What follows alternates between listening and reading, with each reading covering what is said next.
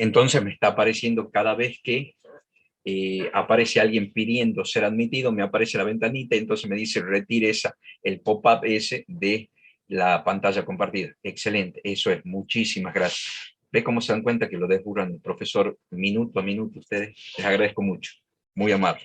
Bien, como ustedes verán que es lo que dijimos, nosotros un bloque es un conjunto de elementos que puede generar una modificación física, una modificación analítica de una entrada, siendo la entrada, pudiéndose la entrada una salida de un bloque anterior. Eso no hay problema. Cuando nosotros tenemos en bloques en serie, esto es una relación multiplicativa. Entonces, cuando está en serie, se multiplica. ¿Sí? En el caso, ustedes verán que acá el bloque del punto B no es otra cosa que la derivada de la entrada X. Entonces, su salida Y es igual a la derivada de X con respecto a T. Una vez. Nada más. Es una transformación analítica de la variable. En definitiva, eso es lo importante. Entonces vamos a analizar rápidamente los ejemplos.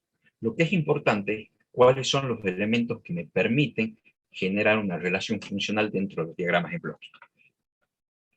El primer elemento que me relaciona todas las posibles entradas a un sistema se llama punto de suma. En el punto de suma convergen todas las entradas a un sistema. ¿Sí? A un sistema que nosotros por defecto va a ser univariable. ¿Sí? ¿Eso qué quiere decir? Que nosotros vamos a tener una única entrada de referencia. Pero esto puede ser la conjunción de varias entradas que, operadas en forma algebraica, resumen la entrada real. Hay, por ejemplo, lazos de control que requieren más de una entrada. Por ejemplo, cuando vieron física, ustedes saben que la densidad depende de la temperatura y la presión. Entonces, para calcular la densidad de un líquido, voy a tener que tener como entrada al sistema la temperatura por un lado y la presión por otro. Van a ser dos entradas y no solo una. Pero bueno, nosotros en el caso vamos a tratar de buscar todos los sistemas que vamos a modelar va a ser univariable, que quiere decir que tengo una única variable de entrada que va a ser la consigna setup o valor deseado. ¿Está claro hasta acá? Pero en el punto de suma se conjugan todas las entradas posibles a mi sistema.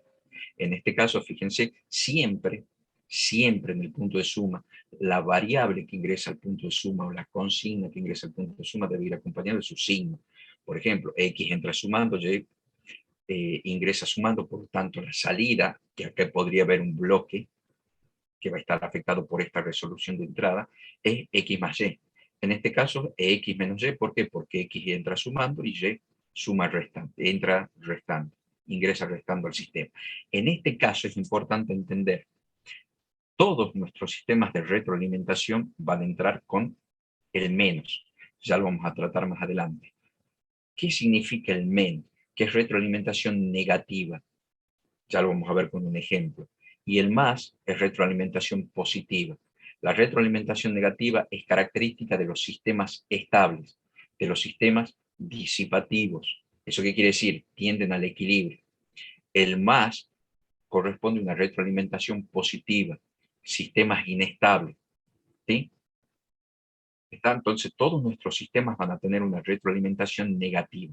¿Qué quiere decir? Que el error tiende a cero. El error tiende a infinito en una retroalimentación positiva. ¿Sí? Son sistemas conservativos, no son disipativos. Conservan energía o asimilan, absorben energía en lugar de disiparla y tender al equilibrio. Nuestros sistemas van a tener, fíjense, si nosotros tenemos dos entradas, solo asumimos que esta es la entrada de la retroalimentación, nuestra retroalimentación siempre va a ser negativa. Va a estar relacionado cuando veamos más adelante la función de transferencia desde el punto de vista gráfico, porque les vuelvo a decir, nosotros función de transferencia desde el punto de vista analítico ya lo vimos en matemática superior.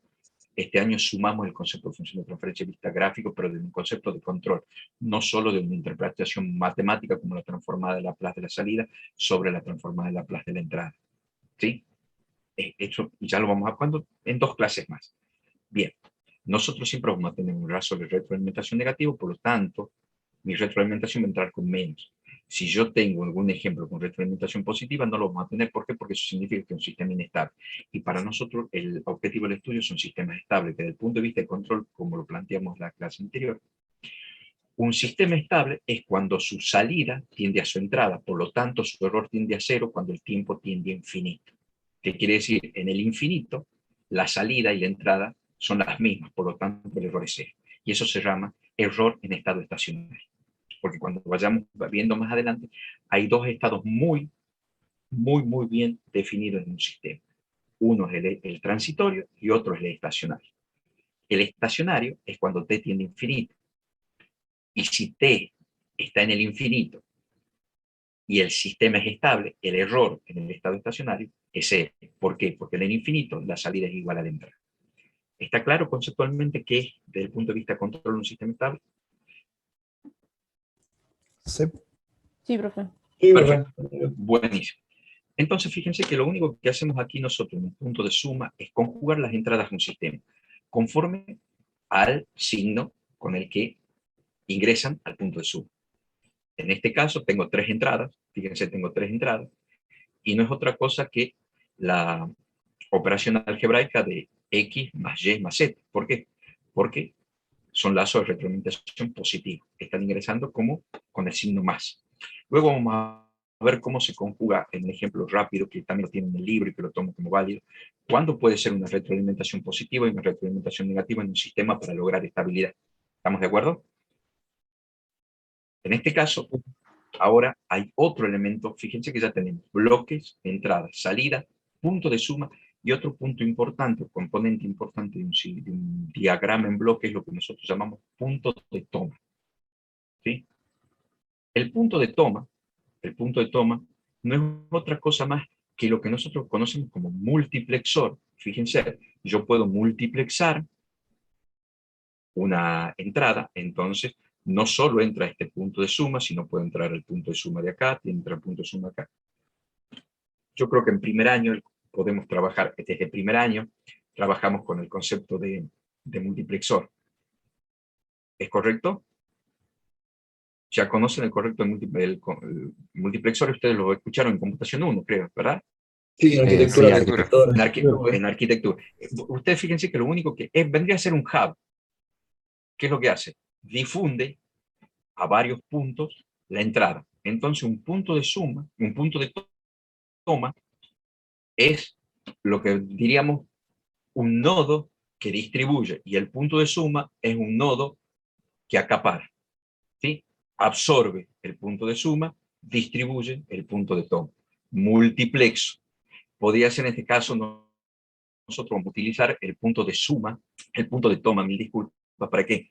Para multiplexar la salida. ¿Por qué? Porque en el caso de enlace de retroalimentación, Y sigue su trayectoria natural y la retroalimento a través del punto de toma al punto de suma. ¿Para qué? Para compararlo con la entrada y poder calcular el error. ¿Está claro? ¿Está claro el concepto? Sí, No profe. necesariamente, no solo multiplexo una entrada, sino también multiplexo una salida. En este caso, en un ejemplo muy sencillo, la salida x3 no es otra cosa que la conjunción de tres operaciones.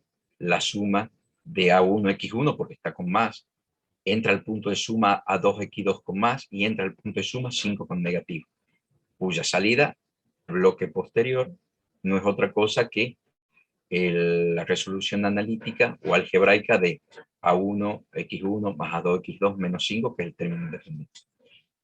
Y fíjense, ingresan todo al punto de suma para darme como resultado x3. En este caso, yo he simplificado uno de las entradas como A1x1, pero tranquilamente podría haber puesto como un diagrama en bloque. Fíjense que ingresa siempre la variable y es modificada analíticamente por cualquier operación. Puede ser, es lo que dijimos, cuando están en serie es de implicancia como un producto. ¿Estamos de acuerdo? Es una operación matemática multiplicativa, es de implicancia multiplicativa, entonces me queda x1 a 1. Siempre ingresa la variable, fíjense que no ingresa la constante a 1. A la variable yo la manipulo con la constante a 1, con la constante multiplicativa 1. Del mismo modo yo podía derivarla, integrarla, etc. ¿Sí? A la variable la manipulo, no a la constante. Entonces lo que ingresa es una variable y lo que se manipula dentro del bloque es la variable a través de cualquier elemento. ¿Está claro ahí? ¿Está claro? Sí, profe. Bien, gracias. Entonces fíjense, si yo tengo A1x1 más 2x2 hasta a n x0, a 0x0, ¿sí? Lo que yo podría hacer de última, si yo quiero que el término independiente sea negativo, lo único que le cambio es el signo menos por el signo más. Entonces la última, el último término entraría con el signo menos. ¿Estamos de acuerdo? Para conjugar una salida o toda positiva o yo juego con todos los signos. Podría haber puesto todo el término como lo hicimos acá completo, o podría haber manipulado ingresando variables y transformándola a través de una constante multiplicativa. Eso es lo importante que quiero que saquen de aquí. En este ejemplo, entra la variable y tengo varias maneras de resolverlo. Puedo derivar y luego multiplicarlo. Oh, mil disculpas. Puedo derivar y luego ingresa la variable x1, primero lo derivo y a la derivada la multiplico por la constante, o directamente en un único bloque ingresa x1 y lo multiplico y lo derivo al mismo tiempo. O podría haber, en otra instancia, podría haber sido al revés. Multiplico a1 por x1 y luego lo derivo. Es independiente de cómo yo quiero manipular la variable, en definitiva la salida es a1 por derivada de x1 con respecto a t una vez. Está claro el concepto, no me quiero detener en lo que es el cálculo analítico, sino en el concepto de que yo puedo trabajar cualquiera de la transformación de la variable en el orden que a mí me convenga, ya que el resultado final es exactamente el mismo. Fíjense lo que decíamos acá. Primero la multiplico por el operador y luego lo derivo. Pasa exactamente lo mismo aquí. X1, por un lado entra restando, por otro lado entra como la derivada primera con respecto a t, y aquí entra como la derivada segunda con respecto a t. Y de última, de otro modo, yo podría haber puesto dos bloques acá, derivo y tengo como resultado la derivada primera, y derivo nuevamente y tengo resultado la derivada segunda, que creo que está expuesto en el siguiente. Ahí está, ¿ven? Y en este caso, lo único que hago, utilizo el operador matemático de la integral, integro x3 con respecto a diferencial de t. ¿Sí? Eso es todo. Esto x3 sería una f de t diferencial de t, o e a la menos t, como a ustedes les guste, siempre y cuando la variable sea t, porque el diferencial que está representado en la integral es de t. Entonces, la idea es decirle que ustedes pueden jugar o manipular con la variable x en función de las necesidades. El orden no importa, siempre y cuando la transformación obtenida sea aquello que ustedes esperan como resultado. Bien, lo que dijimos es muy importante entender cómo están conectados estos bloques, porque eso me marca el fluir de la información y el sentido en el cual se va produciendo la transformación. ¿Estamos de acuerdo? Por eso es importante que tenga dirección y sentido la transformación dentro de los bloques y que conecten los bloques, porque si puedo transformar hacia adelante, puedo transformar hacia atrás. ¿Eh? A medida que vamos viendo los diagramas en bloque, vamos a poder ver cuándo la orientación es hacia adelante a la derecha y cuándo es hacia atrás a la izquierda, y eso es natural. Ya lo vamos a ver en el diagrama de lazo cerrado. Ustedes vieron que la trayectoria hacia adelante es la transformación de la entrada en salida y la retroalimentación es hacia atrás. ¿Sí? Entonces, ahora vamos viendo, justamente, aquí no vamos a detener porque yo prefiero charlar esto en profundidad y luego pasar rápido lo que son las definiciones, que no es otra cosa más que la formalización de lo que nosotros vamos a discutir sobre este diagrama. ¿Por qué vamos a discutir este diagrama? Porque este es el corazón de la materia. La materia se difunde a partir de la interpretación de este diagrama en bloque, porque cada uno de estas variables, de estos valores, de estos conceptos, son lo que me permiten generar la interpretación de la dinámica del sistema. Vamos a ir punto por punto.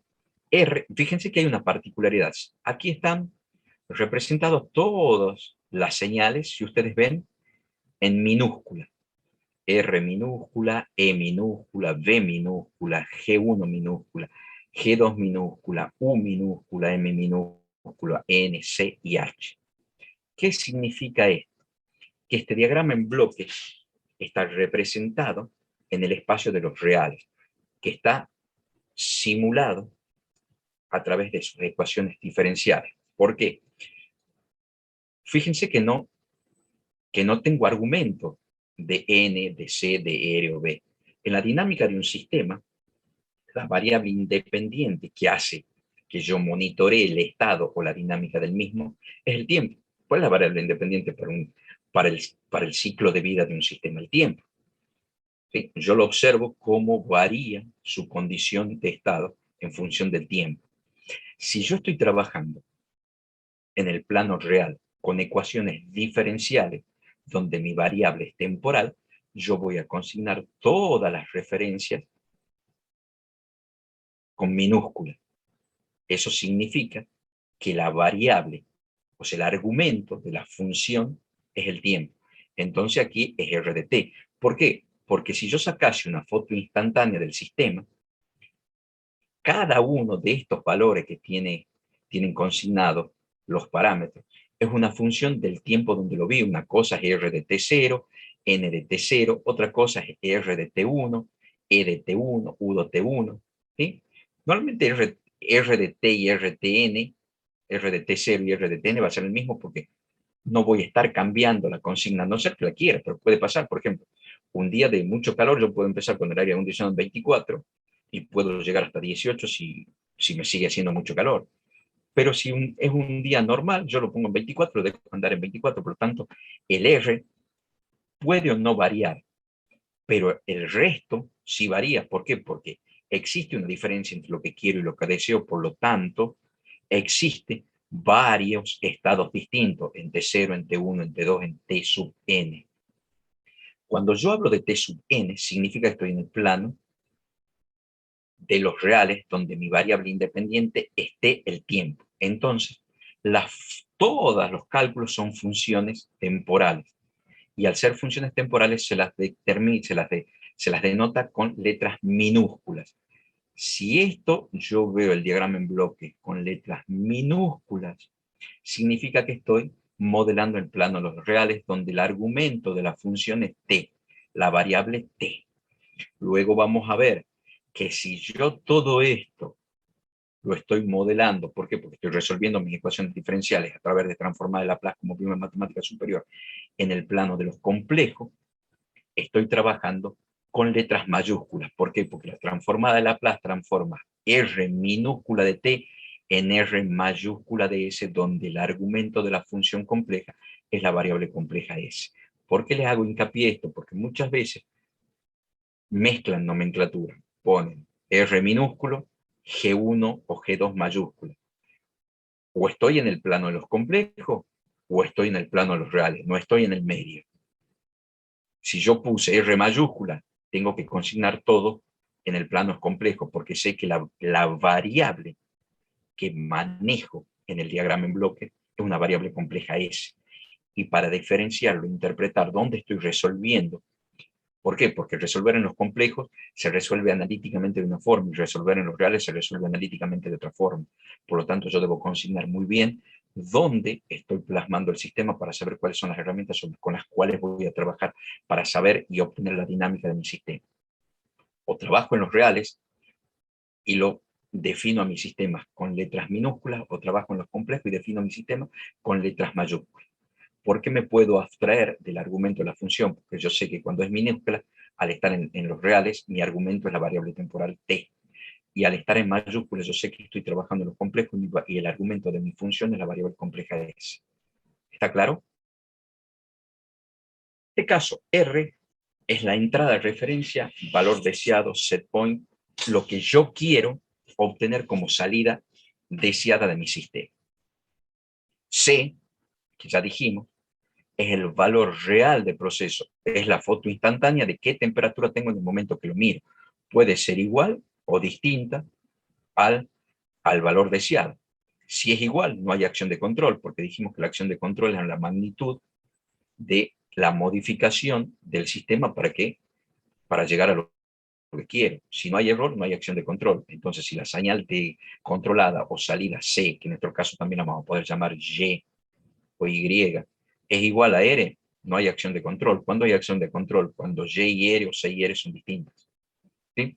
En ese caso, nosotros tenemos una señal de error que también se llama señal actuante. Nosotros, por defecto, vamos a conocerlos como error. Solo es error. ¿Y cómo se calcula el error? Es E menos R, y es lo que le decía, por defecto es más menos B.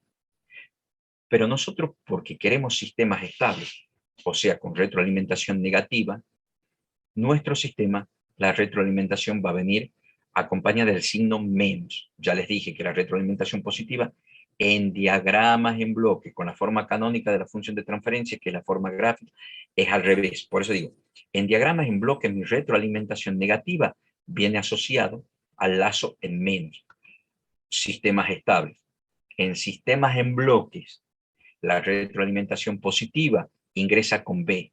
Sistemas inestables, con B positivo. Ya lo vamos a ver con un ejemplito un poquitito más adelante.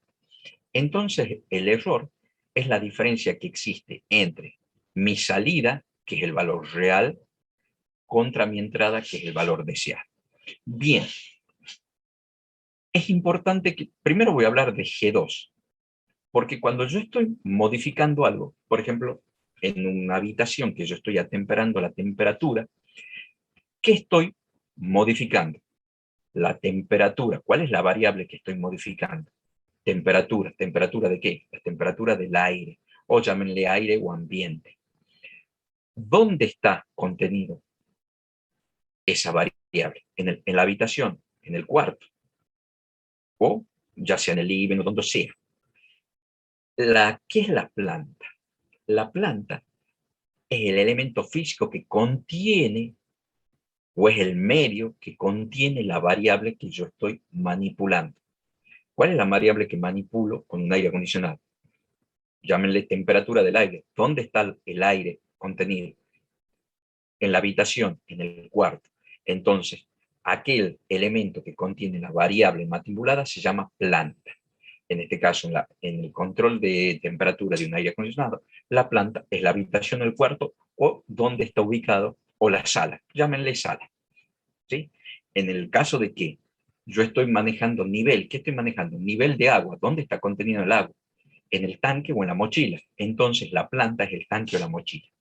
Y la variable que controlo es la que se llama variable manipulada. ¿Está claro hasta acá? Perfecto. Eso se llama G2. G1, G1 son lo que se llama elementos anticipativos de control. Y en realidad está formado por...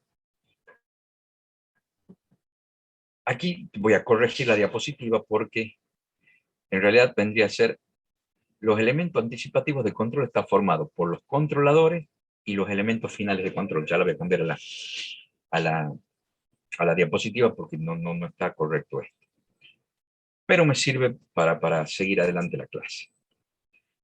¿Qué son los elementos anticipativos de control? Están formados por un lado, sí lo podemos dejar así, lo tomemos así. Por un lado, están formados G1 por los elementos anticipativos de control y por los elementos finales de control. Los elementos anticipativos de control podríamos decir que es el controlador y el comparador. En realidad, si ustedes se fijan, el error lo va a calcular el comparador o el controlador o la PC. En realidad, a ellos no les llega el error porque no hay nadie que matemáticamente lo pueda calcular. En realidad, esto desde el punto de vista esquemático lo hacemos así, pero quien calcula el error entre la señal, entre la salida y la entrada, es el comparador. Y el comparador, en función del error, determina la magnitud de la acción de control.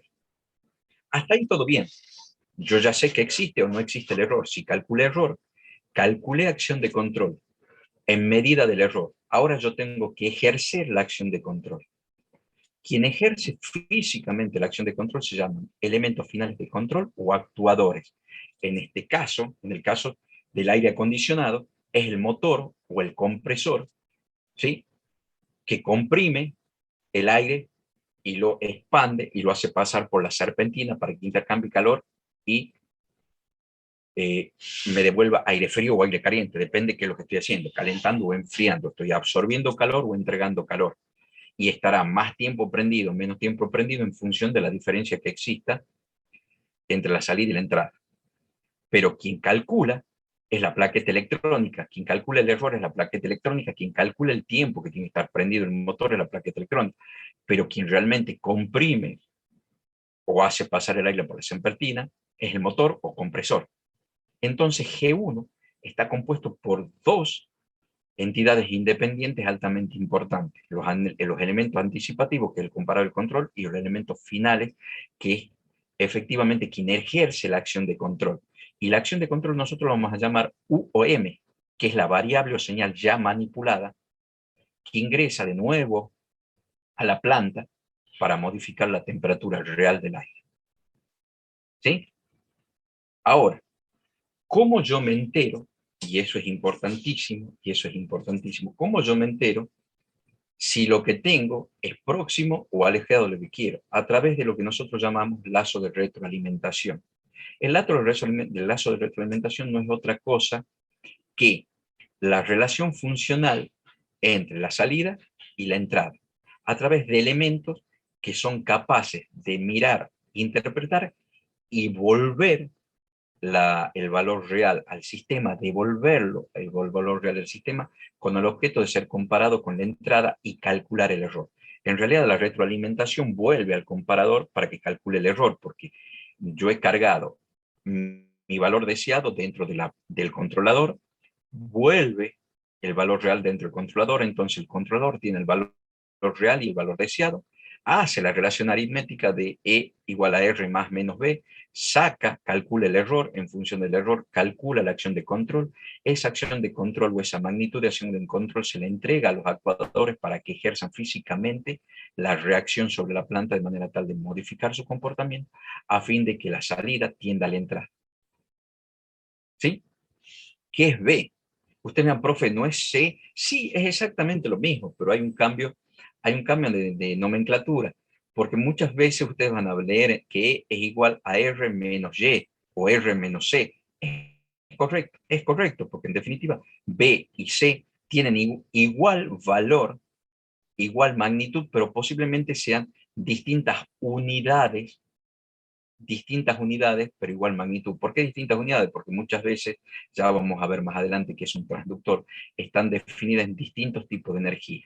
Lo único que es B en C, lo único que difiere es que C ha sido manipulado por los elementos, no manipulado en el sentido de transformación de magnitud, solamente en el sentido de transformación de energía. Son dos energías distintas, pero de magnitudes similares. Entonces, lo único que varía entre C y B no es el valor con el que llega a ser comparado, sino con el tipo de energía que llega a ser comparado. ¿Por qué? Porque es muy sencillo. Yo no puedo comparar peras con papas, tengo que comparar pera con pera, papa con papa. Entonces, yo me tengo que garantizar que R y C están con la misma energía o con la misma unidad de comparación. Yo no puedo comparar temperatura con milivoltios. ¿Está claro?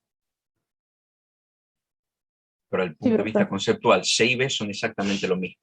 ¿Ok? Perturbación. ¿Qué es perturbación? Es un ruido que lo que hace es generarme mayor error en la salida.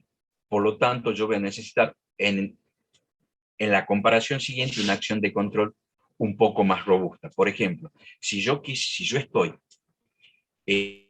acondicionando ya sea por frío o calor una habitación, ¿cuál sería una perturbación o ruido? N viene de noise, en inglés. N viene de noise, ruido. Nosotros, ruido, perturbación es lo mismo. ¿Sí? Por ejemplo, si yo tengo prendido el aire acondicionado en un cuarto, ¿cuál sería una perturbación o ruido a mi sistema? Abrir una ventana, por ejemplo. Correcto, Juan, abrir una ventana. Abrir la ventana, ¿por qué? Porque si yo estoy en verano y yo tengo fría la habitación, abro una ventana, entra aire caliente. Entonces, que me produce una perturbación en la planta. Y si, al contrario, si hay invierno, yo tengo prendido el calefactor o tengo en modo calor el aire, abro una puerta, entra aire frío. Me está produciendo una perturbación del sistema y lo que significa es que necesito una mayor corrección en G1, una mayor acción de control en G1. ¿Está claro? ¿Está claro para todos? Sí, profe. Bien. Sí, profe. Entendiendo esto, es mucho más sencillo ir rápido con las definiciones, porque la definición, lo que le contaba, no es otra cosa más que la formalización del concepto que acabamos de charlar.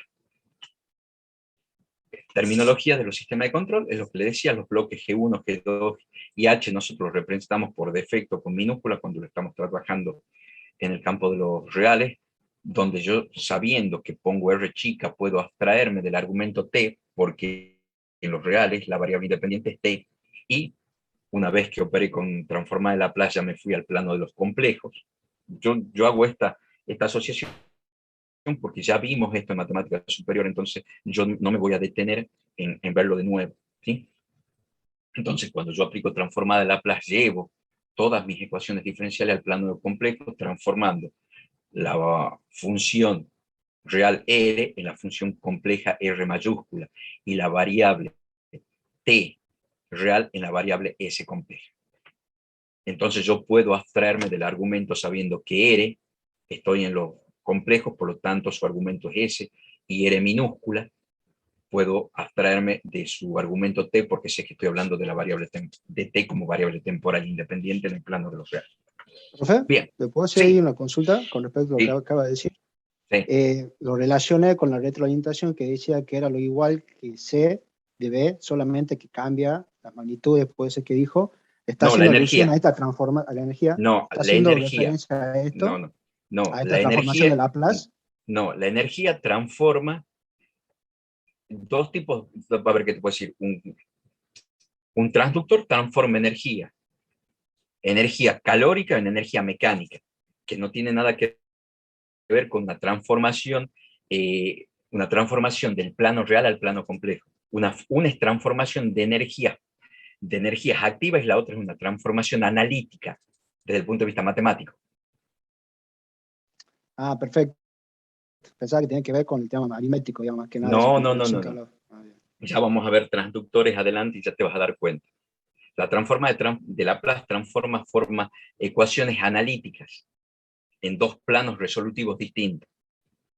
La transformación de energía es en el plano mecánico, eléctrico, ¿estamos de acuerdo? Que no tiene nada que ver con lo analítico. Perfecto, ahora entiendo mejor. Perfecto. Bien, definición 1, la planta, que ya lo charlamos, que es G2, que es lo que contiene la variable a controlar. Salida controlada, C, que es el valor real en T sub n. Trayectoria directa, ¿qué es la trayectoria directa? Si nosotros volvemos al sistema, la trayectoria directa es todo el lazo que me cubre desde el punto de suma al punto de toma. Entonces, si yo solamente hago la trayectoria del punto de suma al punto de toma, fíjense que estoy hablando de ¿qué? De un sistema de control de lazo abierto. Porque entre el punto de suma y el punto de toma es un sistema de control de lazo abierto. No existe la retroalimentación. ¿Estamos de acuerdo?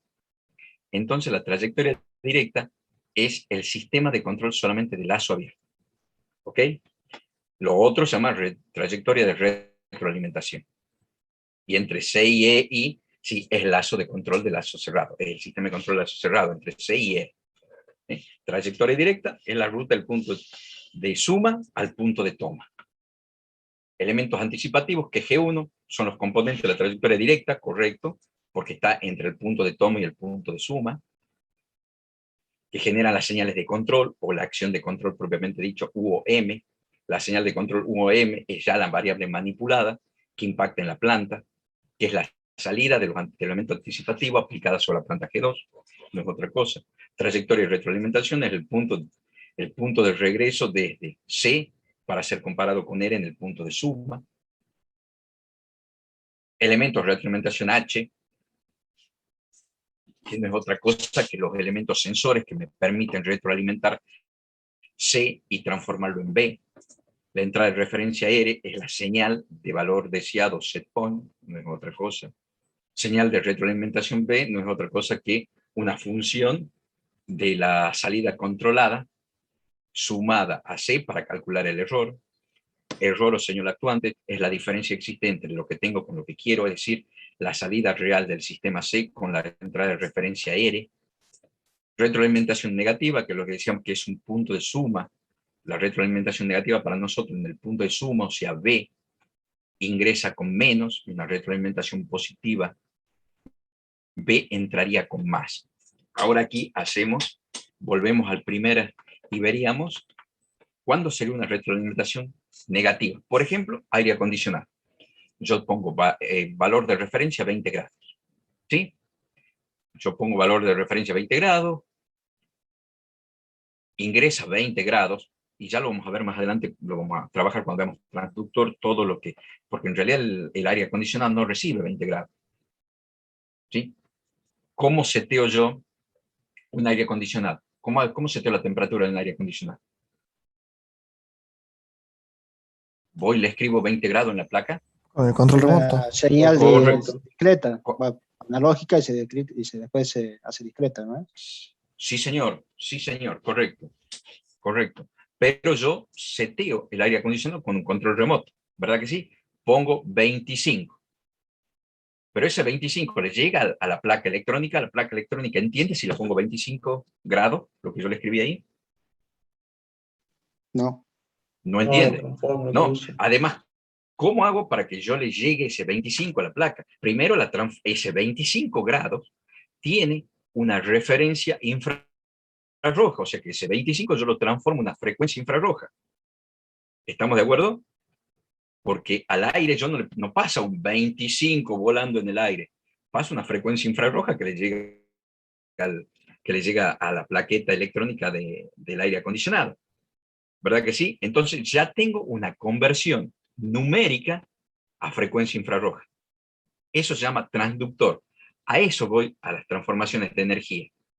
¿Está bien, Diego? Fíjate que no tiene nada que ver con la transformada de Laplace, que te transforma una ecuación diferencial de la variable t en una función compleja de la variable s. Claro, claro, por supuesto. ¿Te das cuenta? Por esto decía, dame 2 segunditos que ya te lo aclaro mejor. Pero bueno, ya cuando lleguemos a transductor vamos a hacer todo este ejercicio. Lo primero que yo diría para una retroalimentación negativa, que es la nuestra, ¿por qué? Porque yo quiero que mi error tienda a cero. En una retroalimentación positiva, el error nunca tiende a cero, nunca decrece, siempre aumenta. Y ahora lo vamos a ver. Si yo tengo retroalimentación negativa, yo voy a poner como referencia 24 grados. El sistema va a empezar a trabajar y mi señal, arranco el aire acondicionado, pongo 24 grados y lo mando a arrancar. Cuando el sensor lea, va a leer la bocanada de aire que me está tirando el aire acondicionado, porque el sensor está a la salida del aire para decirme qué temperatura está saliendo del aire. ¿Sí? Entonces no va a leer 24 grados, porque el aire recién arranca. Cuando toma y empuja el aire, y el aire va a salir a la temperatura a la que realmente está, y puede estar a 27. ¿Estamos de acuerdo? Entonces el sensor lo retroalimenta, ya lo vamos a ver con los transductores cómo es realmente. Lo retroalimenta y dice, calcula el error. El error dice lo que quiero, 24 menos lo que tengo, 27. 24 menos 27, ¿cuánto es? Menos 3. Ustedes miran, profe, ¿y cómo me va a dar menos 3? Si estoy, ¿por qué me da el error para arriba? Porque en realidad el error me dice cuánto tengo que bajar para llegar a lo, cuánto tengo que modificar el valor real para llegar a lo esperado, en menos 3 grados. ¿Está claro? Sí, profe.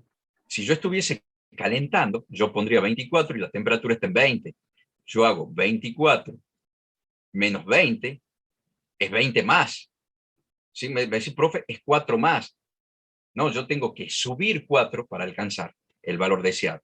El error me dice en cuánto tengo que modificar la salida para alcanzar el valor deseado. Si me dicen menos 3, quiere decir que tengo que bajar menos 3 grados la salida para alcanzar el valor deseado. ¿Se dan cuenta?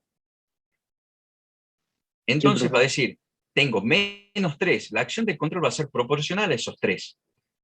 ¿Sí? Entonces la próxima, los elementos de control, la velocidad del compresor, entonces va a comprimir más, lo va a recircular más al aire por la serpentina, y en el T1 ya la salida no va a ser 27, podría ser 26,8. Entonces la acción de control cada vez va a ser menor. ¿Estamos de acuerdo?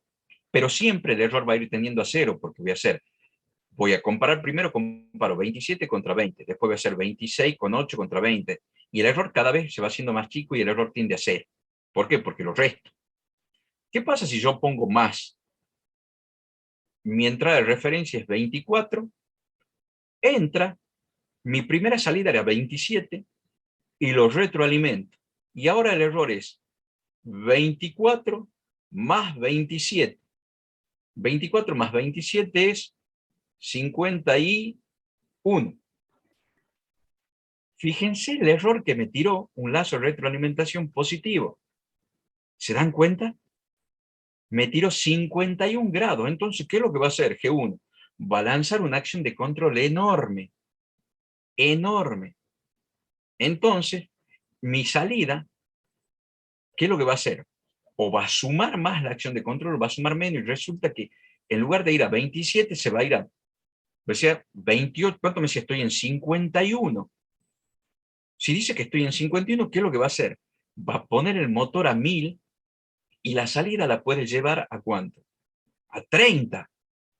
Y después va a volver a retroalimentar 30, es decir, 24 más 30, estoy en 54. Otra vez, una acción de control más grande y la temperatura va a estar en 35. Y fíjense que la señal de salida nunca se acerca a la referencia, se aleja cada vez más. ¿Está claro? ¿En dónde uno equipararía una retroalimentación negativa, que es la que nosotros buscamos, con otra retroalimentación positiva, que es la que nosotros no queremos? Por ejemplo, si nosotros tuviésemos el precio de venta de un auto. Pongamos que el precio de venta de un auto sea 1.000.000 de pesos. ¿Sí? Nosotros, como compradores, ¿qué es lo que vamos a buscar? Que el precio de venta sea cada vez menor. Entonces voy a poder una retroalimentación negativa. Porque si el precio de venta, supongamos, está en 1.200.000,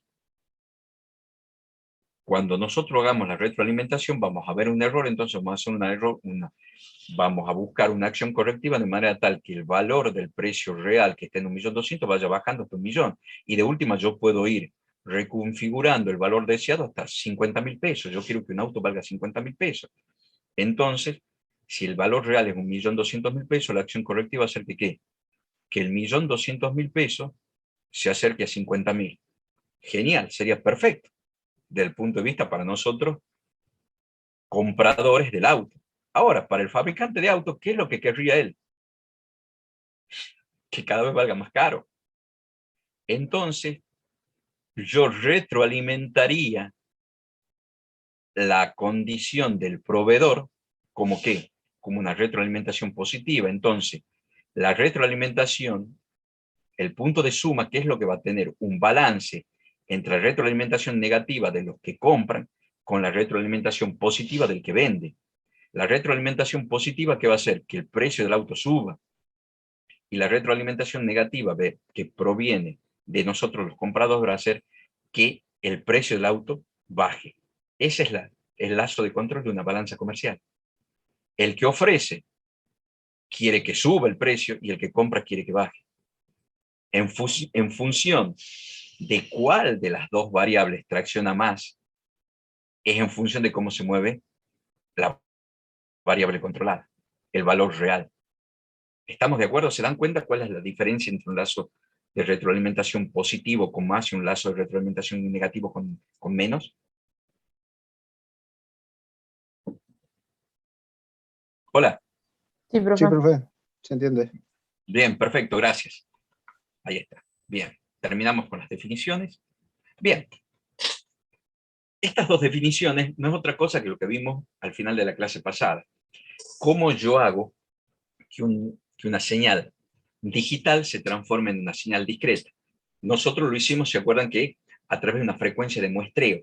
Y eso se llama muestreador o sampler, que lo único que hace es leer la variable por intervalos de tiempo. Cuando yo tengo una alta frecuencia, tengo la capacidad de ¿qué? De replicar prácticamente la onda continua. ¿Por qué? Porque las mediciones son muy parejitas a la par. Cuando yo tengo una baja frecuencia, ¿qué es lo que quiere decir? Que me estoy tomando un tiempo muy prudencial y largo entre un valor y otro. Entonces, en lugar de tener una senodal, voy a tener directamente un tren de pulso. Eso se llama muestreador o sampler. Y lo único que lo diferencia entre la fidelidad del muestreo es la frecuencia. Y la frecuencia es la cantidad de veces que miro la variable por unidad de tiempo. Eso siempre se sacrifica. Si yo quiero una onda, una señal digital muy fiel a la analógica, ¿qué es lo que voy a tener? Muchísimos datos muestreados. ¿Por qué? Porque la frecuencia va a ser alta, entonces yo voy a necesitar un almacenamiento muy grande. Sacrifico almacenamiento versus exactitud. En cambio, si yo quiero sacrificar exactitud, voy a ganar espacio. ¿Por qué? Porque es distinto a guardar 1.000.000 de valores que guardar 10 valores. Uno me va a dar una exactitud muy grande y la otra no. Entonces el error de la medición va asociada a la frecuencia de muestreo. Y esos muestreadores se llaman samplers. El sampler es como, en realidad para nosotros es el clock de la compu, es el clock de la PC, que me da la frecuencia de lectura. Porque, por ejemplo, el sonido, la imagen es una señal analógica. Yo tengo que samplearla para hacerla digital, poderla transmitir y última, decodificar de nuevo para pasarla analógica para que llegue a usted el sonido y la imagen. Entonces yo tengo dos transformaciones, de analógica a digital, la transmito digital y tengo que convertirla de digital a analógica para que ustedes me escuchen y me vean. Y eso normalmente actúa como un contacto normal abierto. ¿Qué es un contacto normal abierto? Es la perilla de la luz. Por defecto está en una posición y está apagada, y cada vez que yo presiono la otra, ¿qué es lo que hago? Cierro el contactito. ¿Por qué? Porque la luz tiene dos bornecitos. Si ustedes vieron, cualquier foquito tiene dos bornes, el neutro y la fase, que me da la diferencia de potencial para que prenda. ¿Estamos? Lo que normalmente se hace es poner el neutro continuo, entonces la tiene, y lo que yo habilito, deshabilito con la perillita es la fase. De este lado viene la tensión de calle y de este lado sale el hilito al foco. Si yo lo tengo abierto al contacto, la tensión de la calle, de la termomagnética que viene a la caja central de mi casa, está abierta. Entonces la fase no le pasa al foquito. Cuando yo aprieto la perillita, cierro el contacto, entonces pasa la fase sin problema y enciende la luz. Y pasa lo mismo con el clock. El clock para los conversores analógicos digitales es la frecuencia con la que abro y cierro, es decir, con la que prendo. Supongamos que yo muestreas en función cuando la luz esté prendida. Si yo la prendo rápido, voy a tener muchas muestras. ¿Por qué? Porque yo voy a cerrar este contacto con alta frecuencia. Si yo no cierro este contacto con una alta frecuencia, ¿qué quiere decir? La luz se va a permanecer apagada mucho tiempo, se va a prender un segundito y se va a apagar de nuevo. Entonces, el muestreador, imagínense que yo hago una lectura del valor cada vez que se prende la luz. Si se prenden muchas luces, tengo muchos datos. Si se prende pocas veces la luz, voy a tener pocos datos. Es lo que dijimos. Sacrificamos exactitud versus capacidad de almacenamiento. Algo muy exacto requiere mucha capacidad de almacenamiento. Algo poco exacto requiere menos capacidad de almacenamiento. Pero ahora lo vamos a ver nosotros, que tenemos herramientas matemáticas cuando nosotros hicimos una frecuencia de muestreo muy baja, que quiere decir que tenemos pocas muestras. ¿Sí? En esta figura, fíjense, yo tengo la onda continua. Y estos son los T de sampleo, o cuando yo leo, cuando yo aprieto y se prende la luz. La onda continua viene y yo solo voy a leer acá, acá hagamos de cuenta que prendo la luz. Entonces, para mí la función vale 0 hasta que prendo la luz. Cuando prendo la luz leo ese valor y lo guardo hasta que lo voy guardando, lo prendo y lo apago, porque acá, fíjense, prende y apaga. Entonces va a mantener ese valor ¿hasta cuándo? Hasta que vuelva a prender la luz de nuevo. Lo leo, prendo y apago. Y este valor lo mantiene hasta que prendo la luz de nuevo. Y cuando prendo la luz de nuevo, leo este valor y la apago. Entonces va a mantener ese valor hasta que vuelva a prender la luz. Y cuando vuelva a prender la luz, la función va a tener este valor. Entonces fíjense cómo yo voy haciendo una onda discreta de una onda continua. Pero fíjense que no es muy fiel. No es muy fiel. Tiene la traza de la onda continua, pero tiene un error muy grande en la aproximación, porque entre este valor de T8 y el valor de T9, la onda real sufrió muchísimas modificaciones. O sea, tengo un sinfín de valores distintos, porque T8 a T9 valía, supongamos, 7, y en T9 vale 8, pero en realidad vale 7.1, 7.2, 7.3, 7.4, 7.5. Es una onda continua de 7 a 8, cuando para mí realmente es un valor fijo de 7 a 8. ¿Cómo lo resolvemos nosotros en ese caso? Nosotros cuando, obviamente, porque nosotros tenemos alto poder de resolución, el sampleo nuestro, tanto de sonido como de imagen, es de alta frecuencia, y lo transmitimos, lo convertimos en tiempo real. Entonces, nuestra imagen digital es similar a la imagen analógica. Es muy exacta, muy exacta. Pero ¿qué pasa si yo tuviese que guardar en disco rígido y no tuviese que transmitir esta señal? Lo que yo hago es sampleo, pero ustedes miran, profe, cuando yo quiera regenerar esta curva, yo voy a tener que esta onda digital que dista mucho de la verdadera. Para eso nos munimos de dos herramientas que estudiamos en matemática superior. Interpolación, que lo que hace es, con un polinomio sobre dos valores conocidos de una función, calculo valores intermedios. Entonces yo puedo calcular todos los valores intermedios entre T1 y T2. ¿Por qué? Porque yo sé que vale 7 y 9. Teniendo entre 7 y 9 yo puedo 8, 7,5, 8,5, 8,4, y voy calculando todos los valores intermedios entre todos los segmentos que yo tengo duda de fiabilidad de señal. Y una vez que yo tengo todos esos valores, porque acá puedo calcular, suponte, todos los valores de T1 y T2, porque sé, no importa cuánto vale yo, porque yo sé que X puede haber sido una frecuencia en 1, en 2, en 3, en 7, en 10, y yo sé cuánto valía T de 1, F de T1, F de T2, F de T3, F de T4. Al tener yo los polinomios de interpolación, que puede ser de Lagrange, o puede haber sido diferencia de dividida en Newton, yo puedo calcular los valores intermedios entre esos dos valores conocidos de curva. Una vez que yo tengo todos los valores de intermedio, voy a tener, supongamos, 300 valores en lugar de tener 1, 2, 3, 4, 5, 6, 7, 8, 9, 10. Tengo 300 valores. ¿Qué hago? Regresión.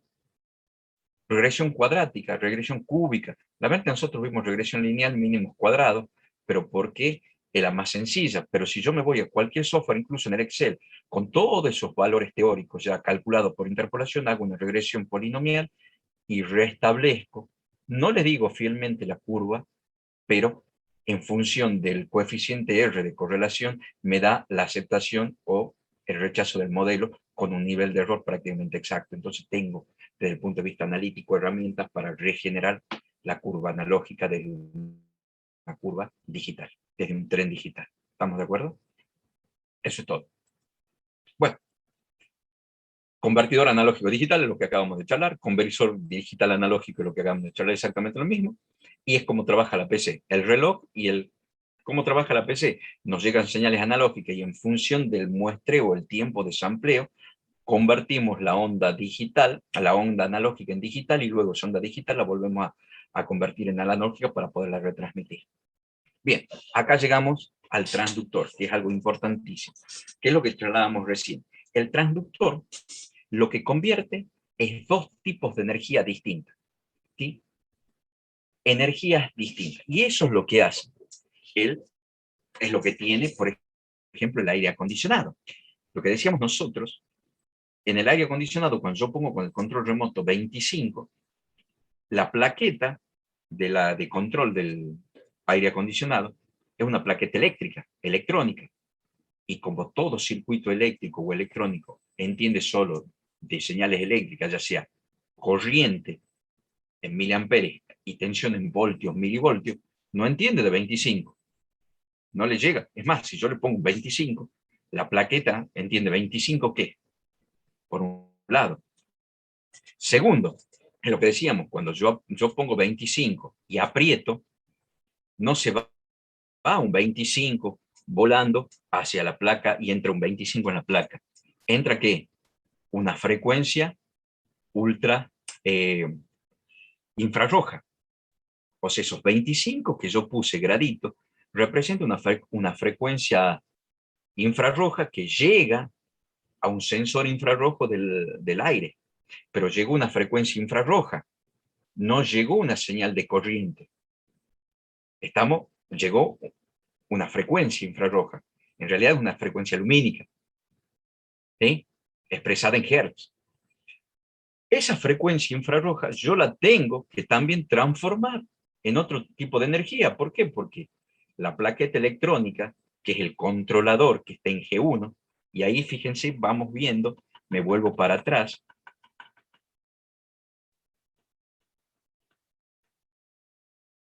G1 es el controlador, que es el comparador, que recibe la referencia de 25, 24 grados, recibe la señal de retroalimentación del sensor y los compara. Pero cuando yo puse 25 grados acá y apreté el control remoto, yo le transferí al comparador, que es una plaqueta electrónica, una frecuencia infrarroja. No entiende la frecuencia infrarroja. ¿Qué entiende esta plaqueta? Señales electrónicas, de corriente o tensión. Entonces, en el medio hay un conversor que me transforma la frecuencia infrarroja en una señal eléctrica, de corriente o tensión. Eso es lo que nosotros llamamos transductor. Un elemento que convierte señales de energía en energías distintas. Ahora vamos a ver, ¿qué es lo que pasa? Perfecto. Muy bien, ya le llegó, yo ya convertí 25 grados en una referencia de corriente o de voltios que ya está cargado en el comparador. Ahora, ¿cómo hago yo para que la temperatura que tiene, o sea, que está tomando el sensor de temperatura del aire acondicionado, la retroalimente y la compare? Porque el controlador tiene, es lo que le decía, no puedo comprar gatos con perro, banana con zapatos. O comparo perro con perros, o comparo bananas con bananas. ¿Estamos de acuerdo? Yo ya convertí, supongamos, en corriente. Convertí los 25 grados a una señal de corriente que pueden ser 15 miliamperes. Pongamos, por decir cualquier cosa, ¿no? 15 miliamperes. ¿Cómo hago que la retroalimentación esté también en miliamperes? Porque el sensor de temperatura, ¿qué es lo que me va a medir? ¿Miliamperes? Uy, yo me chupo el dedo y lo pongo en el aire y digo, uy, hay 17 miliamperes de temperatura. ¿Hago eso yo? No, No. el termómetro, ¿qué me dice el termómetro? Grados. Sí. Grados centígrados, ¿verdad que sí? Sí, Entonces, pues, claro, Celsius, eso yo tengo que transformarlo ¿en qué? En una señal de corriente. ¿Por qué? Porque la entrada de referencia, el set point mío está en corriente, 15 miliamperes. ¿Cómo hago para transformar los 25 grados Celsius en una referencia de corriente, en miliamperes? Porque yo tengo que comparar miliamperes con miliamperes, ¿verdad que sí? Porque ya los 25 grados de referencia están en miliamperes. Supongamos que yo tenga 27 grados. ¿Cómo transformo 27 grados en miliamperes para comparar con los 15 miliamperes de mi set point? Necesito un transductor que pase esos grados Celsius a miliamperes. Primero, hay dos elementos en la retroalimentación. Los sensores, y ya vamos a ver, que se llaman elementos primarios, que miden la variable física. Y los elementos secundarios, que se llaman transmisores, que tienen el transductor, que miden la variable física y la convierten en otra energía. ¿Cómo actúa un sensor de temperatura? No lee 25 grados. Si yo pongo un sensor de temperatura, ¿ustedes creen que yo en la punta de ese sensor voy a medir 25 grados? No. ¿Por qué? Porque es un metal. Es un elemento metálico. ¿Por qué? Porque hay dispositivos que tienen capacidad de transmitir temperatura. Si yo les doy una barra de metal y le pongo un encendedor en la punta, a los 5 minutos están gritando de la quemazón. ¿Estamos de acuerdo? Dependiendo del metal, transfieren más rápido o menos rápido, pero la transferencia térmica es instantánea. ¿Estamos de acuerdo? ¿Me entienden lo que les estoy explicando? Sí, Sí, profe, profe. se entiende.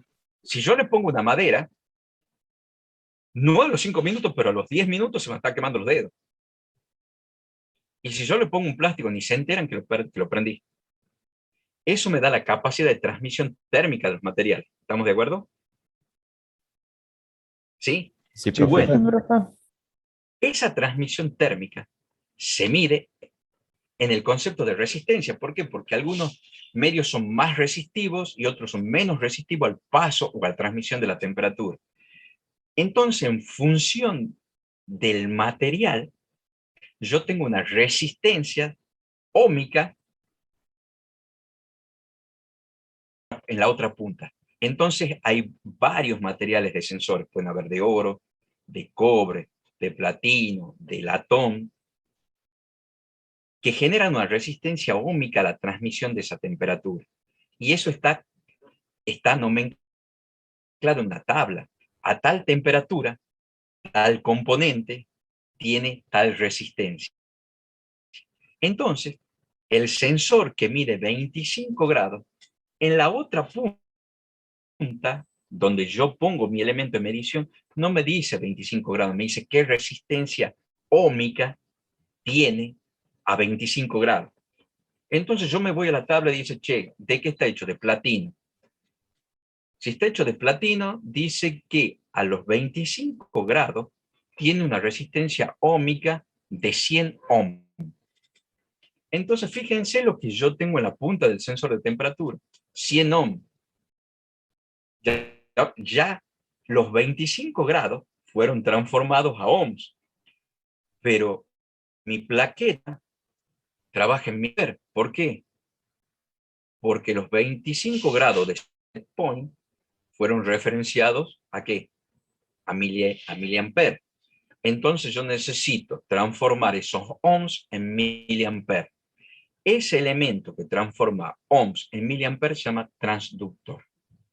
Entonces, a la salida del sensor de temperatura yo pongo un transductor que me transforma ohms en miliamper. Entonces V está dado, ya V está en miliamper. R ya está en miliamper. Entonces el error es miliamper menos miliamper. Miliamper menos miliamper es el error en miliamper que luego yo lo traduzco en acción de control. ¿Se dan cuenta toda la conversión que yo necesito a través de transductores para comparar entrada y salida en en un sistema de control de lazo cerrado? Sí, profe. Por ejemplo, el potenciómetro es un transductor. Ustedes cuando están subiendo el volumen o bajando el volumen de un equipo de música, digo, uy, acabo de darle 3 decibeles más. No, uno va de 20 a 15, de 20 a 16 o de 20 a 30 si quiero subir. Yo no estoy subiendo decibeles. Lo que yo estoy haciendo es produciendo diferentes caídas de potencial, porque eso es un potenciómetro. ¿Qué es un potenciómetro? Es un resistor de resistencia variable. Es una posición mecánica, imagínense que es una perillita como un multiplexor, donde en cada salida del multiplexor hay una resistencia distinta. Al haber mayor resistencia, hay mayor caída de potencial entre la fuente y el punto final. Entonces, si la resistencia es mayor, yo en la otra punta posterior a la resistencia voy a tener menor tensión. Entonces, a medida que selecciono, a mayor resistencia, mayor caída de potencial. Eso es típico de ¿qué? De las tostadoras. Es típico de los ventiladores con motor chiquito, porque ya les voy a decir cómo trabajan. ¿Por qué creen que ustedes cuando yo muevo el potenciómetro un ventilador varía la velocidad? Porque estoy produciendo una caída de potencial en lugar de darle en motores chicos de ventiladores, ¿no? Porque es poco eficiente para motores grandes. Y ya vamos a discutir por qué. Primero vamos a discutir el potenciómetro de una tostadora eléctrica. El potenciómetro de una tostadora eléctrica es el relojito ese que yo le doy vuelta. ¿Estamos de acuerdo? Al darle vuelta yo estoy generando una posición mecánica, ¿sí? El 1, el 2, el 3, el 4, yo giro una posición mecánica que va del 1 al 5. Pero ese 1 al 5 no es no solo se transfiere como nivel de tostado, sino que es lo que hace. ¿A dónde? A la resistencia general que me va tostando los panes de costado. ¿Qué significa 1? Muy poco fuerte, ¿sí? Es la intensidad más baja de tostado. ¿Qué quiere decir? Que tengo que producir una caída de potencial muy alta, muy grande. ¿Para qué? Para que no entren en incandescencia la resistencia que tuesta el pan. 5 es el nivel del tostado más alto. ¿Qué significa? Que yo tengo que lograr un nivel de incandescencia alta. Por lo tanto, ¿qué es lo que va a hacer? Una resistencia muy chiquita que produzca una caída de potencial muy chica. Porque en realidad, ¿qué es lo que estoy haciendo caer yo? 220, porque yo le enchufo a la tostadora a la línea de fase que trae 220.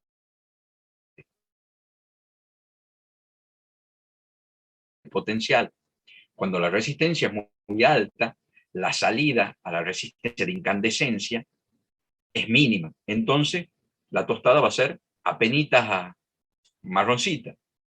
Si yo pongo 5, quiere decir que voy a tener una resistencia real muy poquita. Entonces, la resistencia calentadora, que es la que se pone incandescente, y otra la resistencia previa, que es la que me hace que caiga el potencial. Si yo a una varilla le doy 220, se pone incandescente en un segundo. Si a una varilla le pongo, ponele 50 voltios, y va a tardar en calentarse, o no se va a calentar nunca. ¿Por qué? Porque tiene una resistencia de entrada muy grande, entonces la caída de potencial ha sido enorme. Así trabajan. Entonces, la posición mecánica, lo que se transfiere es una caída de potencial real. ¿Por qué? Porque es una resistencia selectiva. Pasa lo mismo con los ventiladores de techo. ¿Por qué pasa lo mismo con los ventiladores de techo? Porque fíjense que lo que hace el potenciómetro hace que giren más o menos, con mayor o menor velocidad. En motores chicos eso es óptimo. ¿Por qué? Porque al ser chiquitito no tienen inercia mecánica. Entonces no necesitan perder torque. Cuando yo hago una caída de potencial directamente derivada de resistencias, ¿qué es lo que hago? En lugar que le llegue 220 voltios al motor, le van a llegar 110. Entonces pierde tensión de fase. Al perder tensión de fase pierde fuerza, pero al mismo tiempo pierde fuerza, pierde el torque en rearranque. Si yo lo quiero dar de nuevo a velocidad máxima, le va a costar mucho, le va a costar mucho. A lo mejor ni siquiera rompa la inercia esa del movimiento tendiendo al reposo y lo queme. En los ventiladores nuevos, eso se consigue a través de capacitores con lo que se llama hoy modulación por ancho de pulso. Modulación por ancho de pulso es otra estrategia para manejar motores más grandes como ventiladores de techo. Cuando son motores chiquititos, motor de corriente continua muy chiquitito, sí, se utiliza un transductor o un potenciómetro con resistencia variable, que lo que hace que es caer el potencial. En lugar de llegar la tensión completa, le llega menos tensión, genera menos fuerza, entonces varía la velocidad. Para los motores de ventilador hoy no, hoy se llama modulación por ancho de pulso. ¿Está claro entonces lo que es un transductor? Por ejemplo, las válvulas neumáticas, trabajan con aire. Que mi controlador sea la computadora tira aire, no, tira una señal eléctrica, que puede ser en corriente o en tensión. Si yo quiero mover una válvula que se opera, una válvula neumática que se mueve con aire, yo tengo que tener medio que interprete esa señal eléctrica y la transforme en una señal de presión. Y eso se llama un transductor. Porque normalmente puede ser IP o BP. IP si transforma intensidad en presión y BP si transforma voltios en presión. Pero ¿qué es lo que hace? Hace que la computadora comande una válvula neumática con presión de aire. Y ustedes miran, la válvula no entiende de corriente. Por eso hay un transductor que transforma la energía eléctrica en una energía mecánica. Transforma corriente en presión. Eso es un transductor. Fíjense en el ejemplo de aire acondicionado, son varios transductores. El que transforma el set point y el que transforma la retroalimentación para que compare milivolt con milivolt o miliampere con miliampere, dependiendo cuál es la señal eléctrica que trabaja la plaqueta controladora que me prende y me apaga el motor del aire acondicionado. ¿Está claro? Gente. Sí, profe. Bien. No es otra cosa que un resumen. Entra la orden, el transductor y entrada de referencia. El estímulo entrada, ya lo vimos, la perturbación que es, y lo que vimos un sistema multivariable. Nosotros estamos acostumbrados a trabajar un sistema univariable, donde la única entrada es R. Pero si esa R fuese derivada de otro subsistema, y tendríamos varios sistemas que están conjugándose, que es lo que yo les decía en un ejemplo anterior, que se los mencioné. Si yo tuviese que calcular la densidad de un fluido, la densidad depende de la temperatura y la presión. Entonces yo podría controlar un lazo de control que controle densidad en función de la salida de un lazo de control que controla presión y controla temperatura. Ahí sería multivariable. ¿Estamos de acuerdo? Porque una variable mía es la conjugación de dos variables de salida de dos lazos de controles previos. Y en realidad controlo tres variables: presión, temperatura y densidad. ¿Se dan cuenta? Sí, profe. Perfecto.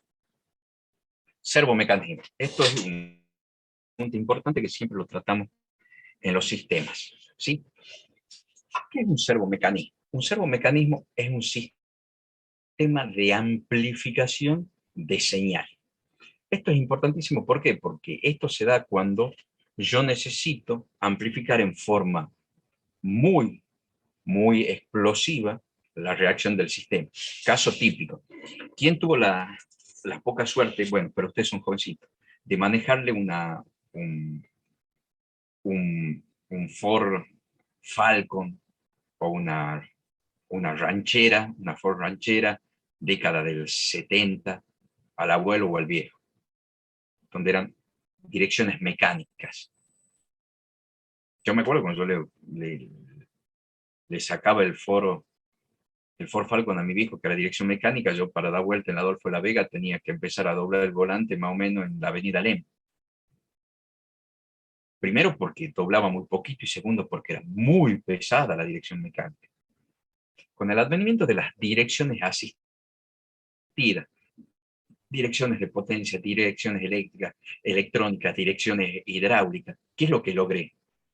Romper el roce que existe entre el pavimento y las ruedas sin ejercer mayor fuerza, sin ejercer una fuerza muy grande de mi lado o un radio de giro muy grande.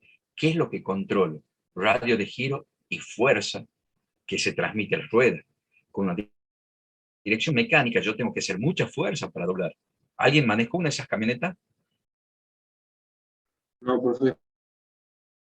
Bien. Pero había autos más nuevos que no tienen dirección tampoco, ¿no? Hay autos también, puede ser, ya vienen por defecto, ya vienen la mayoría con dirección hidráulica, solo que el nivel de amplificación, dependiendo, obviamente, a medida que yo lo quiero con mayor amplificación, es más caro, entonces los más económicos y como que se resisten todavía. Pero hay, también sí es cierto que no tienen direcciones. Entonces yo tengo que volantear, por ejemplo, para estacionar.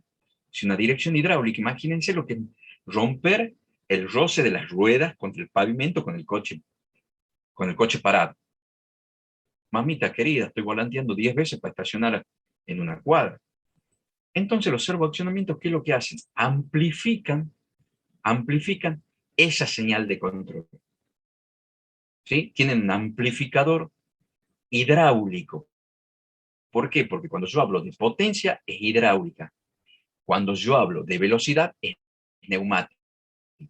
Como yo quiero amplificar potencia, normalmente son circuitos hidráulicos. ¿Por qué? Porque el hidráulico es aceite y justamente la viscosidad transmite fuerza.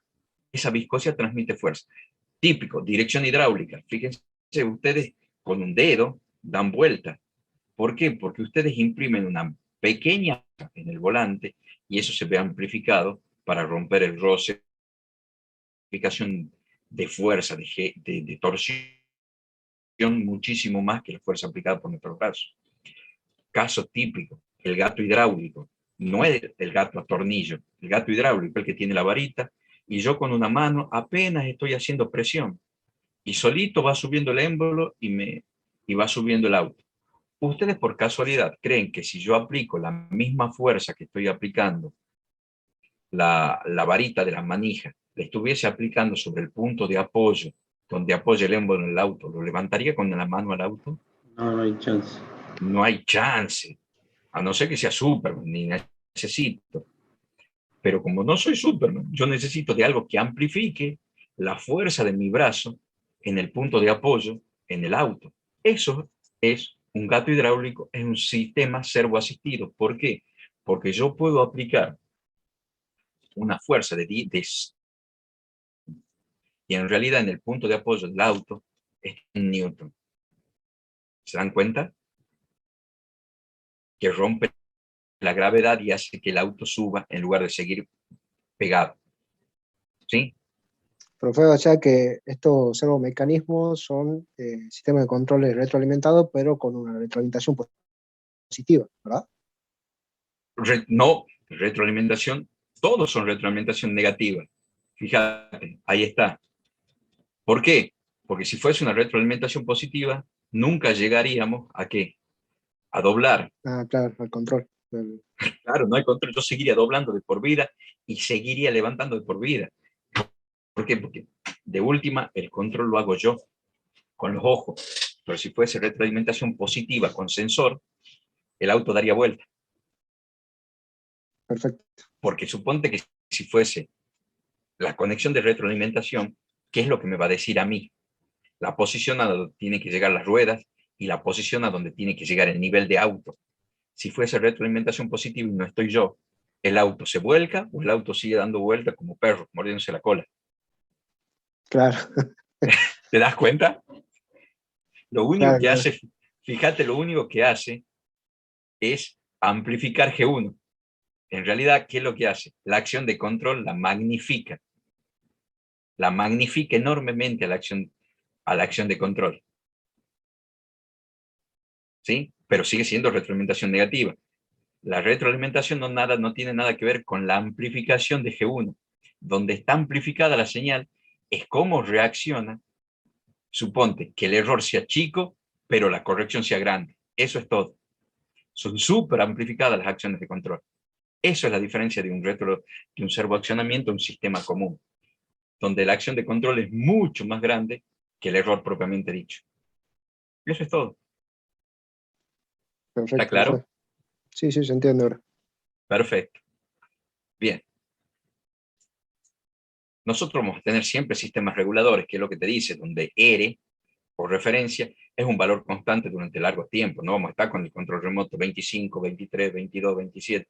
Lo clamamos en 24, en 25 y listo. Entonces nuestra entrada es un regulador. ¿Estamos de acuerdo? Sí, profe. Ejemplos. Fíjense, aquí vamos a ver un ejemplo de lazo de control cerrado. Siempre el lazo de control cerrado lo vamos a tomar como cisterna. La cisterna que para nosotros va a ser o el tanque de agua de la casa o la mochila del baño. Esto, fíjense, es muy sencillo, porque aquí lo que vamos a ver. Ahí está. El bracito es el que me está dando el nivel real del agua. ¿Verdad que sí? El brazo es el nivel del real de agua. Mientras el nivel real de agua no llegue hasta el valor deseado, ¿qué es lo que va a hacer el sistema? Va a tener abierta la válvula. Esta válvula se llama esclusa o guillotina. ¿Por qué? Porque corta completamente el ingreso de agua por la tubería. ¿Cómo trabaja esto?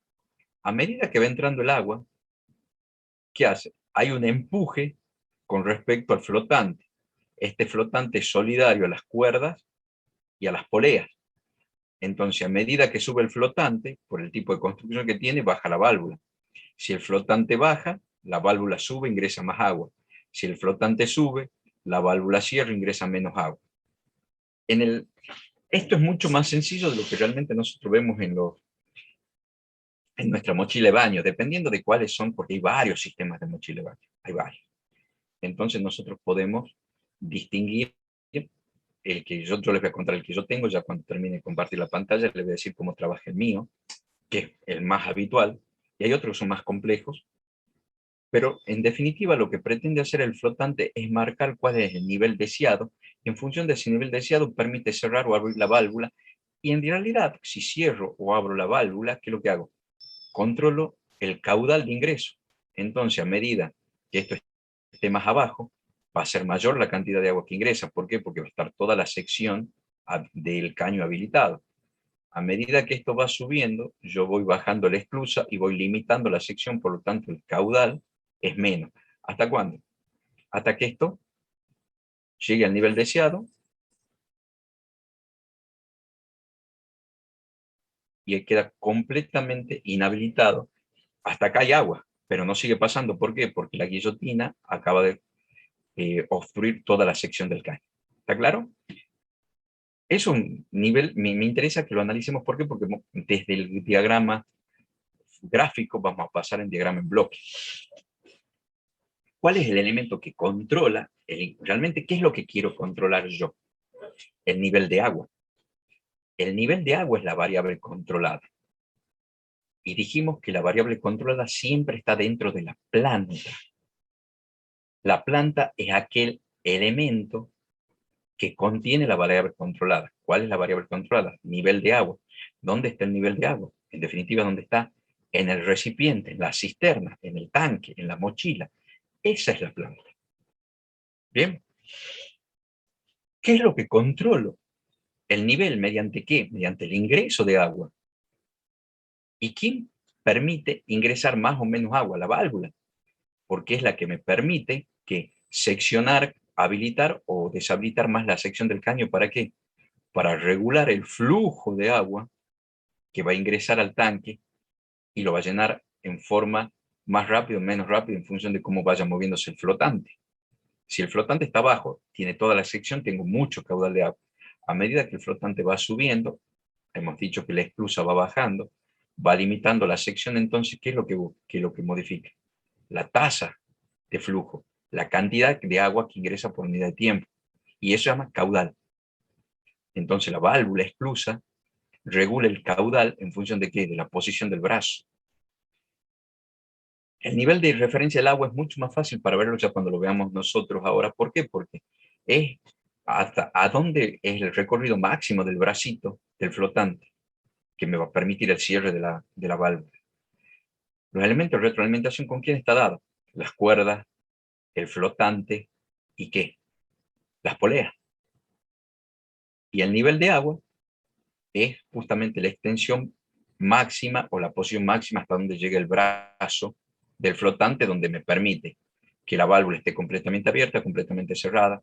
Ya lo vamos a ir viendo mejor ahora cuando yo les muestre cómo trabaja, al menos la mochila mía, y cómo trabaja el sensor de nivel de tanque.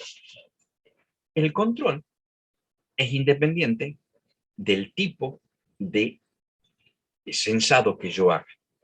Yo puedo tener sistemas de control de lazo cerrado mecánico, eléctrico, electrónico. La característica del sistema no la da el elemento de medición, la da la presencia o no del elemento de medición. Que mi sensor sea mecánico o electrónico no hace que mi sistema sea abierto o cerrado.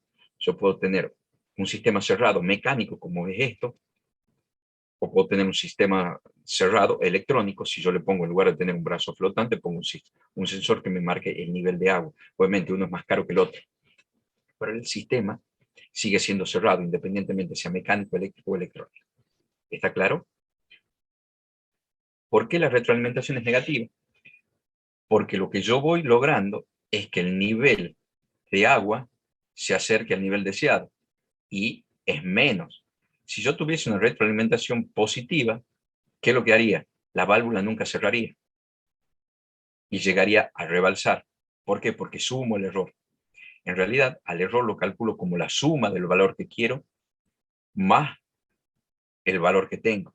Entonces, el lazo de retroalimentación, ¿qué sería? Ingresaría más agua, la válvula nunca cerraría, llegaría al rebalse. ¿Está claro? Sí, profe. Perfecto. Es importante que ustedes puedan pasar del modelo gráfico al modelo de diagrama en bloque, porque eso sí se pide en los exámenes, ¿sí? O que ustedes, partiendo de un diagrama en bloque, generen el modelo gráfico, o del modelo gráfico generen el diagrama en bloque. Y hemos pensado los prácticos para que puedan trabajar en ambas formas. Pasa lo mismo. Esto es en lugar de enfriar una habitación, el calefactor calienta una habitación. En definitiva, aquí puede ser calor o frío, la planta es la habitación. ¿Por qué? Porque contiene el aire que yo quiero, o la temperatura. ¿Qué es lo que quiero manejar? Temperatura. ¿Dónde está la temperatura? En el aire. ¿Dónde está en el aire? La habitación. Entonces la habitación es la planta. El termostato o sensor de temperatura es lo mismo. Si bien el termostato puede ser controlador y sensor al mismo tiempo, porque tiene un diseño así, es lo mismo que el termostato estrictamente está como controlador y como sensor, porque cumple las dos funciones, pero no importa, no lo vamos a analizar desde ese punto de vista. El que me ponga termostato acá y termostato acá al mismo tiempo, lo mismo. Me puede poner termostato acá, y si no me pone termostato acá, eso sí es un error. ¿Okay? En definitiva, ¿por qué? Porque el termostato no es el que calienta. El termostato es el que mide y es el comparador. Recuerden que aquí están siempre los elementos anticipativos y los elementos finales de control. El calentador vendría a ser el quemador. Ese es el elemento final de control. ¿Por qué? Porque es el que me da la llama. Quien controla la intensidad de la llama es el termostato. ¿Por qué? Porque el termostato, les dije, es controlador y es sensor al mismo tiempo. Ustedes me pudieran haber puesto cómo sería la modificación natural de sensor de temperatura, controlador. Listo. O termostato, termostato. Pero no hay posibilidad de que sea termostato como controlador y que tenga un sensor de temperatura, porque el termostato es controlador y sensor al mismo tiempo. En un caso particular, no hay problema que lo interpreten de esa manera. En el caso del aire acondicionado es mucho más sencillo. ¿Por qué? Porque o tengo sensor de temperatura y controlador, que es la plaqueta electrónica que recibe la señal infrarroja ya transformada en tensión o corriente, y la señal de retroalimentación después del transductor de ohmios a señal eléctrica de tensión o en corriente. Fíjense que acá, para el cálculo del error, en la temperatura ya llega en milivolt o en miliamper, y desde el transductor que me convierte la salida óhmica en corriente o tensión, y ya el error lo calculo en milovol o en miliamper, que es lo que entiende el controlador, para generar una acción de control. Y al mismo tiempo el controlador, fíjense qué es lo que hace. Saca una señal eléctrica de tensión o corriente que llega al elemento final de control. En este caso, si un motor no hay problema, porque el control habla el lenguaje eléctrico. Si fuese una válvula, necesitaría un transductor que pase de la señal eléctrica a la señal de presión. ¿Está claro? ¿Está claro? Sí, entendido. Bueno, y acá está el sistema de lazo. Tengo un sensor que mide la temperatura real de la habitación, comparado con el set point. ¿Qué es lo que hará? Calcula la señal de error, el controlador calcula la señal de error, calcula la acción de control, que será que abrir más la válvula de gas. ¿Para qué? Para que los quemadores prendan más y salga un aire más caliente. En este intercambio de calor, al quemador estar con más llama, entrega más kilocalorías al aire, lo distribuye y lo vuelve a tomar, lo distribuye, lo vuelve a tomar, lo distribuye, lo vuelve a tomar, lo distribuye, lo vuelve a tomar, como el aire. Lo toma, lo enfría y lo larga. Este al revés, lo toma, lo calienta y lo devuelve. ¿Y cuándo va a empezar a disminuir la llama del calentador de acá, de la chimeneita esta, o de la calderita esta que está acá? Cuando el 15 se acerque a 21, cuando el 15 se vaya aproximando a 21, la llamita de esta calderita va a empezar a disminuir. ¿Sí? En definitiva, esa es la clase de hoy. ¿Cómo nosotros, yo les voy a comentar ahora voy a compartir cómo trabajan nuestros tanques, o cómo trabaja nuestra mochila? Si ustedes lo abren la mochilita, porque es más fácil para nosotros definir el nivel deseado de agua. Porque si ustedes ven, fíjense mi bracito. Imagínense que mi brazo es el flotante. En el flotante ustedes verán que en un momento tiene en la mitad un quiebre que me permite, imagínense, este es el brazo, que me permite regular la altura del flotante. Acá está el flotante. ¿Sí? me permite regular la altura en función de este brazo, así. ¿Sí? Entonces, donde empieza la caída del flotantecito, es donde comienza el empuje del agua. ¿Estamos de acuerdo? Cuando el agua empieza a empujar la bochita de telgopor, ¿qué es lo que hace el brazo? Empieza a girar. ¿Cómo es cuando está vacía la mochilita?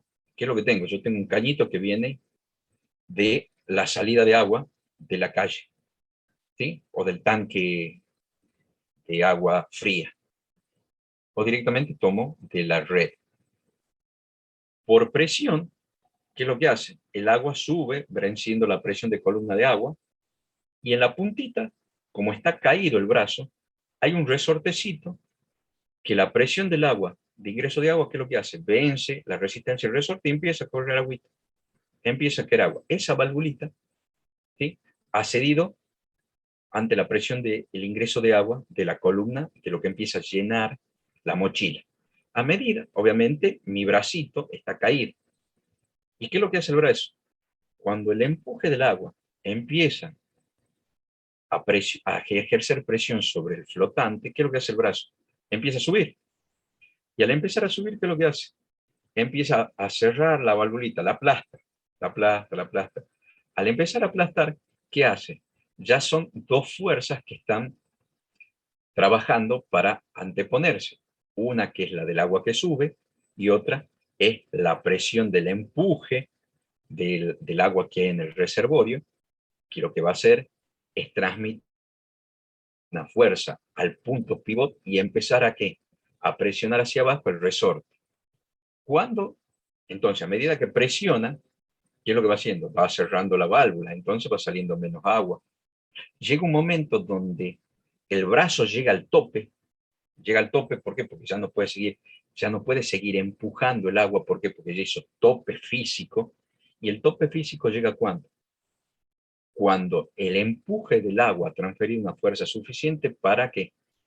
Para vencer al empuje de la columna de agua que ingresa. Entonces la válvula se mantiene cerrada. ¿Hasta cuándo? Hasta que yo aprieto el botón, libero el agua y vuelve a caer el brazo. ¿Cuál es la ventaja que yo tengo? Que yo al brazo le puedo dar la libertad de trabajo de altura que quiero. Imagínense si este es el flotante, yo puedo ingresar agua en cualquier nivel. ¿Sí? ¿Está claro?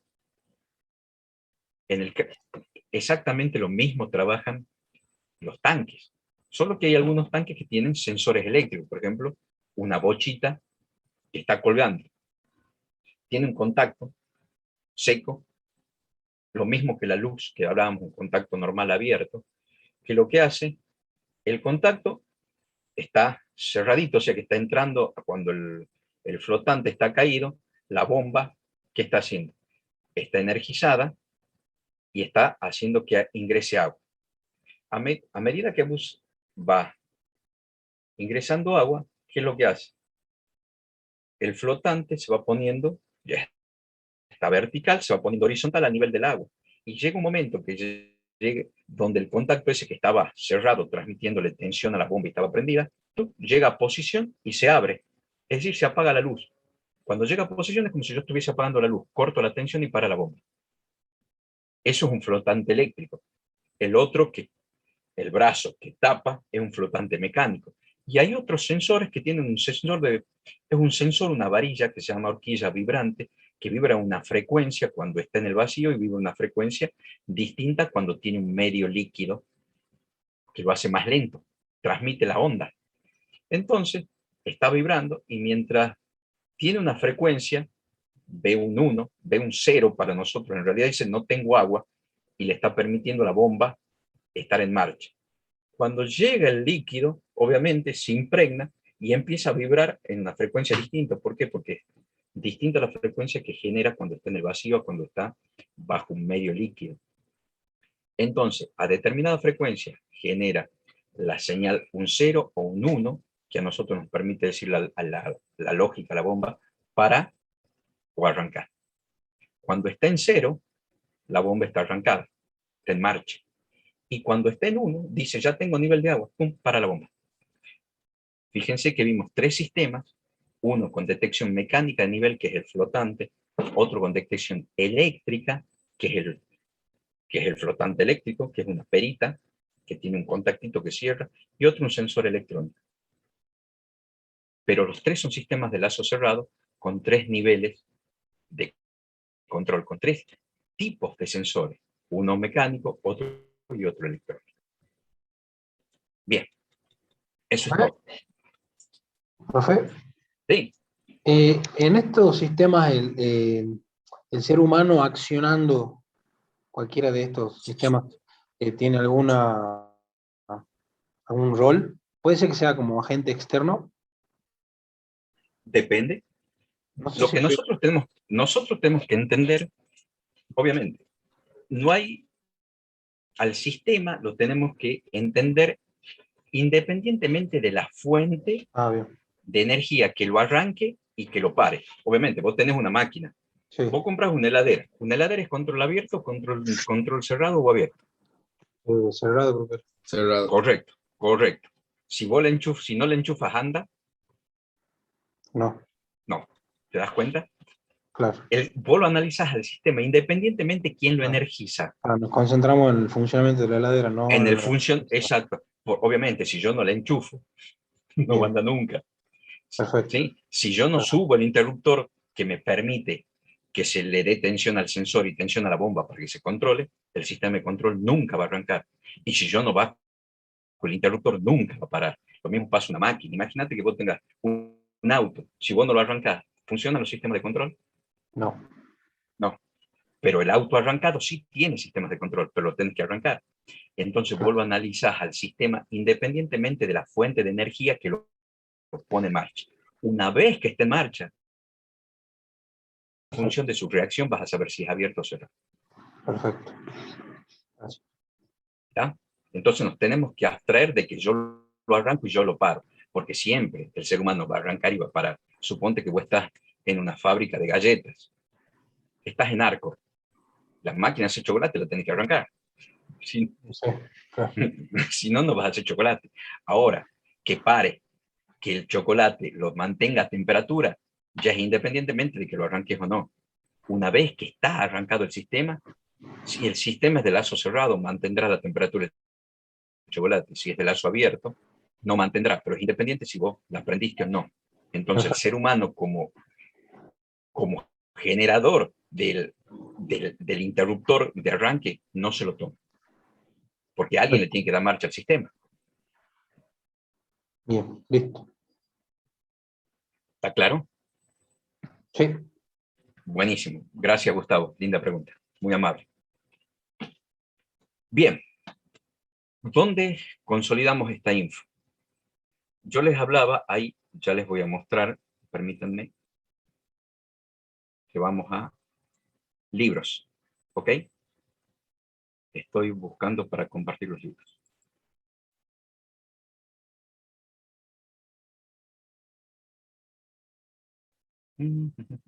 Bibliografía, libros. Voy a compartir. ¿Están viendo? Sí. Profe. Perfecto. Dentro de lo que es bibliografía RAR, que está en el aula virtual,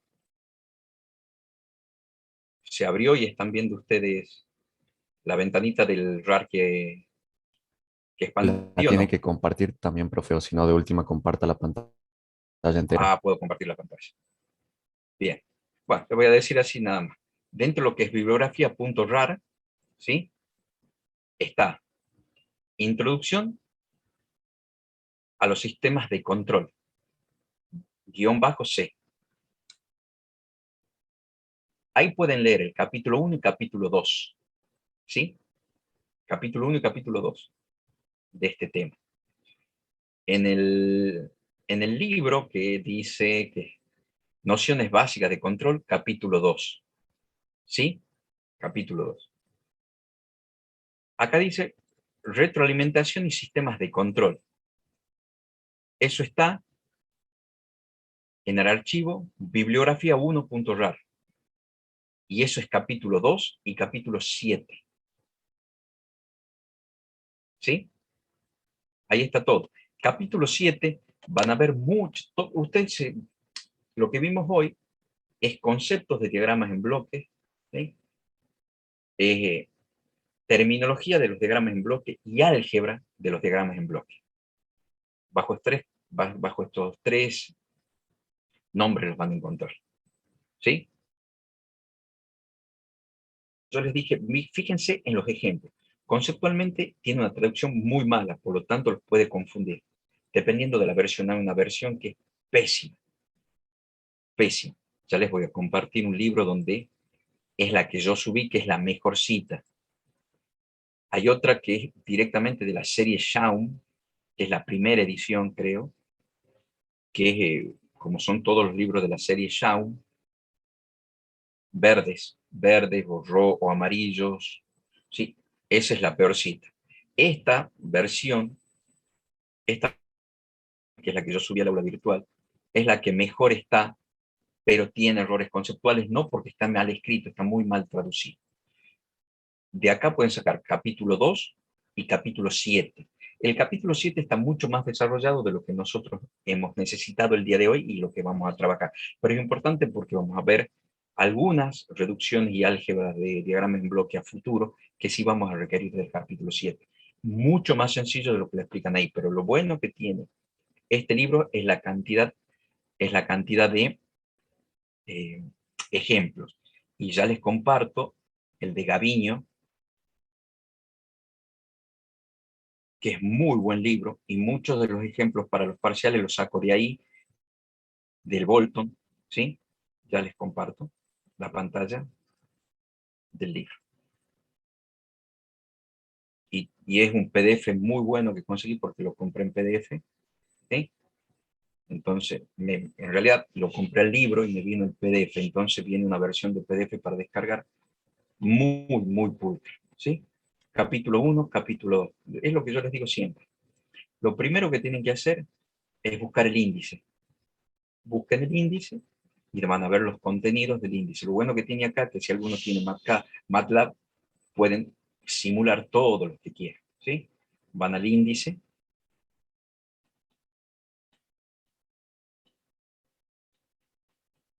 Y empiezan análisis de error de sensibilidad, les dice cuáles los temas que trabaja y los contenidos. Introducción al sistema de control es el 1. Transformar de Laplace para repasar, porque lo vemos. Modelos matemáticos de sistemas físicos, que es como se representan en función de transformar. Reducción de sistemas. ¿Sí? ¿Está? Y como les dije, en el Di Stefano, capítulo 2 y 7. Bien. Eso es todo. ¿Alguna duda?